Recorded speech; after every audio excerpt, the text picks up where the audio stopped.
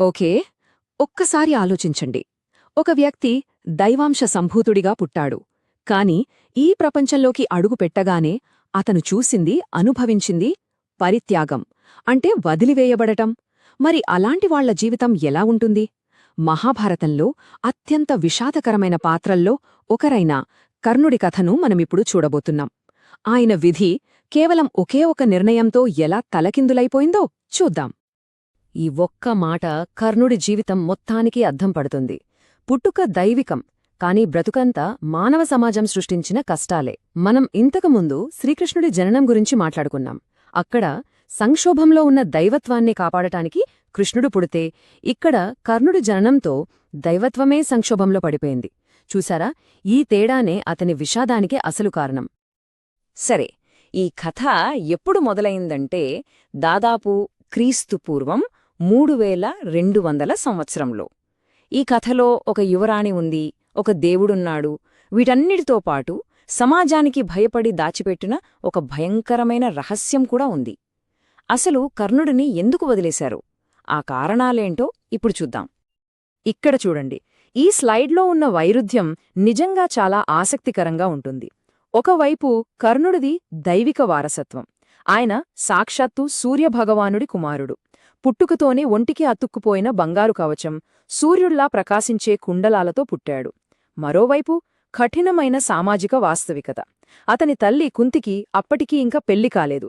ఇది ఆనాటి సమాజంలో ఆమె జీవితాన్నే నాశనం చేసే అంత పెద్ద విషయం అన్నమాట. సమాజం తనను వెలివేస్తుందనే భయంతో కుంతీదేవి తన దైవిక బిడ్డను ఒక బుట్టలో పెట్టి గంగానదిలో వదిలేస్తుంది. ఆ బిడ్డను కాపాడాలని తీసుకున్న నిర్ణయమే అతనికి జీవితాంతం ఒక శాపంగా, ఒక పరిత్యాగంగా మారిపోయింది. సరే, ఆ పుట్టకతో వచ్చిన పరిత్యాగం అతని జీవితాంతం ఒక నీడలా ఎలా వెంటాడిందో ఇప్పుడు చూద్దాం.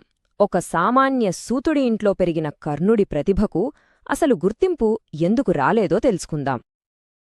అతను అసాధారణమైన సంకల్పంతో శిక్షణ పొందాడు. అందరికన్నా ఎక్కువ కష్టపడ్డాడు. చివరికి ఒక గొప్ప విలుకాడుగా ఎదిగాడు. అయినా సరే, సమాజం మాత్రం ప్రతిసారీ అతన్ని "నువ్వు సూతుడి కొడుకువి, నీ స్థాయి ఇంతే" అని ఒక చట్రంలోకి నెట్టేసింది. ఎంత నైపుణ్యం సాధించినా అతనికి దక్కింది తిరస్కారమే. ఈ ఒక్క మాట చాలు అతను ఎదుర్కొన్న సామాజిక వివక్ష ఎంత దారుణంగా ఉండేదో చెప్పడానికి. "నువ్వు సూతపుత్రుడివి, నీ హద్దుల్లో నువ్వుండు."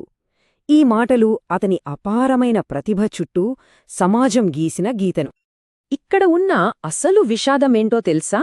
ఒకవైపు కర్ణుడు పేదరికంలో అవమానాలతో కష్టపడుతుంటే, అతనికి తెలియకుండానే అతని సొంత సోదరులైన పాండవులు రాజభవనంలో రాకుమారులుగా పెరుగుతూ అత్యుత్తమ శిక్షణ పొందుతున్నారు. ఒక్కసారి ఆలోచించండి, అసలు మనమెవరమో మనకు తెలియకపోవడం కన్నా దారుణమైనదేముంటుంది? బహుశా మనం ఎవరూ తెలిసి కూడా ఆ నిజాన్ని మార్చలేని నిస్సహాయ స్థితిలో ఉండటం. కర్ణుడు బహుశా తన పుట్టుక గురించి ఊహించే ఉంటాడు, కాని ఆ నిజాన్ని బయటపెట్టలేని మానసిక భారాన్ని జీవితాంతం మూశాడు. ఇక చాలా సంవత్సరాల తరువాత ఈ వేర్వేరు దారుల్లో పయనించిన అన్నదమ్ములు కురుక్షేత్ర యుద్ధభూమిలో ఒకరికొకరు ఎదురుపడ్డారు. ఇక్కడ విధి, శాపాలు, వాళ్లు చేసిన కర్మలు అన్నీ ఒక్కచోట కలిశాయి. కర్ణుడు యుద్ధానికి ముందే 2 భయంకరమైన శాపాలను మోస్తున్నాడు. ఒకటి, కీలకమైన సమయంలో తన రథచక్రం భూమిలో కూరుకుపోతుందని. రెండోది, అత్యంత అవసరమైనప్పుడు దివ్యాస్త్ర మంత్రాలను మర్చిపోతాడని. అంటే అతను యుద్ధంలోకి అడుగు పెట్టక ముందే అతని విధి ఒక రకంగా ముగిసిపోయింది. ఇక అర్జునుడితో ద్వంద్వ యుద్ధం జరుగుతోంది. భీకరంగా పోరాడుతున్నారు. అనుకున్నట్టే మొదటి శాపం ఫలించింది. అతని రథచక్రం బురదలో కూరుకుపోయింది.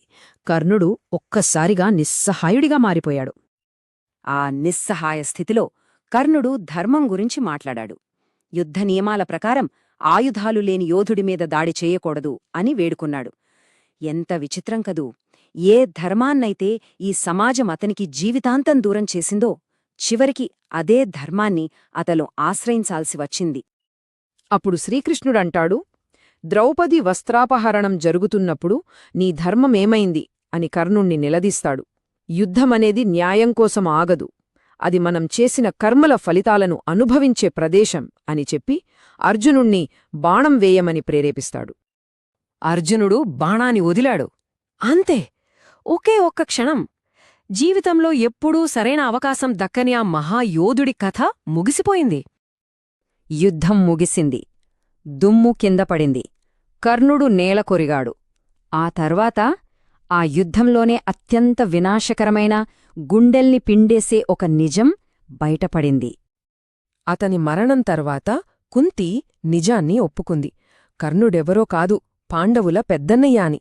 అంటే వాళ్ళిన్ని రోజులు పోరాడి చివరికి చంపింది వాళ్ల సొంత అన్నను.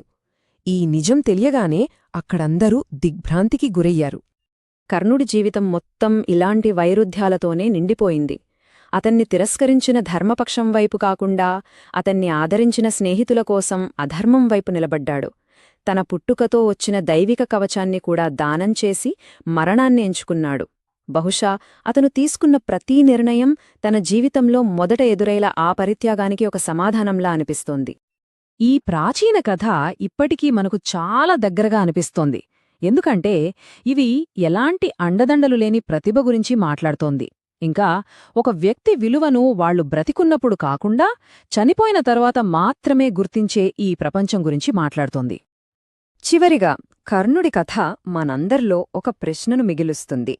అతనొక వీరుడా, ప్రతినాయకుడా, లేక కేవలం సమాజం చేత తిరస్కరించబడి విధి తను తీసుకున్న నిర్ణయాల మధ్య నలిగిపోయిన ఒక సాధారణ మానవుడా? దీనికి సమాధానం చెప్పడం నిజంగా అంత సులభం కాదు.